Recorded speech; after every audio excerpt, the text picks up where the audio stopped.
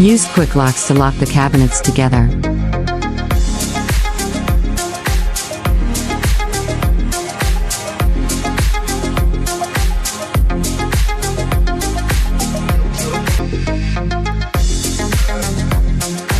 The connecting piece is fixed between the left and right upper and lower boxes. Plug in the power cord, turn and buckle to complete. Insert the network cable on the receiving card, first into the input port, and then into the output port on the other box. Finally, plug the power cord into the first box.